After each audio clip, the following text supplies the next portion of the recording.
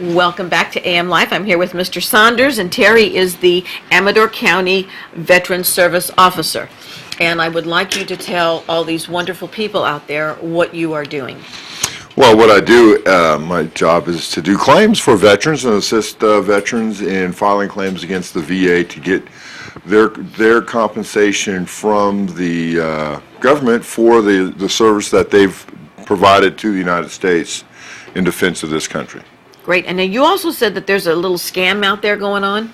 Well, what's going on is you have your VA hospital card, and on that VA hospital card, this is the second generation of the hospital card. The first one actually had the veteran's name, date of birth, and social security number on it. So then they went to number 2, which is what they have out now, and it has a barcode with your information on it. And the problem is that with the naked eye, you cannot see any information. Right, it looks like a barcode. It's just a barcode. Right. However, there are people out there that have the scanning capability to look at that barcode and get your social security number, date of birth off of there, thereby getting your personal information. And starting a different identity. Now, there are wallets out there that have the anti-scanning device on there and Yes. if I'm getting magnetized, right? Right. But understand that this is where they actually have to have the camera over the top of it. Okay. It's not like a magnetic strip you would have on a credit card. Okay, good. And then they could have that on their cell phone and then get your information. So the idea is with putting this out now is that don't carry your VA hospital card Unless you need it and you're going there. Going to the hospital, just like you shouldn't carry your social security Absolutely. card. And a lot of people do that, and I don't know why, because it's not a form of identification. That's correct, it is not. And on the other side, the VA is going to be coming out with the Generation 3 ID card, and they're hoping for that to be out in January or February of this coming year. Oh, good. So then, if you don't need your card, please don't carry it at all. That's correct. And what else is going on with the veteran services? Well, it's nonstop, I got to tell you. I bet you you've been busy. I have been, and I want to say out there to the public that I have just been in receipt of a ID card machine myself. You may understand that this ID card that I don't have up and running yet, so please don't beat down my doors, but I'm hoping in January I'm up and running, but it's a veteran's ID, and it's no barcodes on it, it's going to have no personal information on it. Great. But this is the ID card that you would take to Lowe's or to a local establishment that offers a discount for veterans. This is the way you could say, this is me, it's got your picture on it. Right.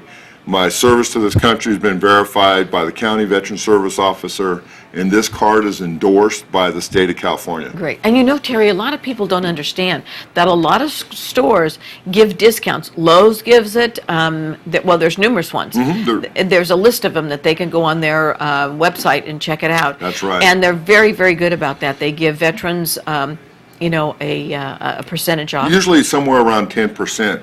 And I was at a restaurant down in San Rafael last month, and I always ask for about the discount. 50% off. I about fell out of my chair. Really? Gave me 50% off. and I That's was wonderful. Like, wow. Well, you know, we here locally too. The Rancheria honors their veterans with their lunch, on Veterans Day and stuff. And I think that it's very important. I don't think people realize. You hear a lot of people say, why do we have to do this? And we have our freedoms and this and that. No, you don't. Because people are still fighting for our freedoms and protecting our freedoms. And that's what it's all about being a veteran, to remind people that you have served your country. And then there are so many of them out there that are disabled and that need medical help and all kinds of help. And you know what? It's our responsibility. We need to take care of these people. They gave so much of their time and their life and limbs, and some of them, like I say, their life, and it's cost them a lot. Sometimes their families, and so much. So it's time that we start taking notice and doing more to protect and to appreciate. I agree with every word you just said, and understand that's what I do, is to help veterans get those benefits that they've so rightly have earned. Right. Also understand that with the State of the Union and budgetary I understand. constrictions. I understand they just cut back on the. A lot of times they're taking it away, those benefits Right. from the veterans. Right. And realize that only a small percentage of civilians are actually had served in the service. We're talking 3 to 5% of the population who are actually veterans, especially since we now have an all-volunteer force. Right. You know, in World War II and Vietnam and all that was being drafted Right. or whatever. But now that we're having an all-volunteer force, the veteran population is actually shrinking, believe it or not. And people seem to forget that there's still service members in Afghanistan. Yes, sir. And in Iraq. And we have a prisoner of war in Korea right now, the Right. older guy that was taken prisoner. Right. We have a bird doll that's been a prisoner of war for 5 years now in Afghanistan. Right. That the government has seemed to just forgotten about. Yeah, and we have to bring this to the forefront. And I understand that we may be in Afghanistan for another, 5 to 10 years, they think? You know, I have don't no know. idea, so. There's rumor about You that, know, but I it's don't know. just- But I know that they cut back on the military again. They've cut some of the budget back again. So, it's tough out there, and only us can come forward and, appreciate and help out our veterans. If freedom is not free. No, a It lot of is people not. think it is. It's not. It is It's not it's an ongoing situation.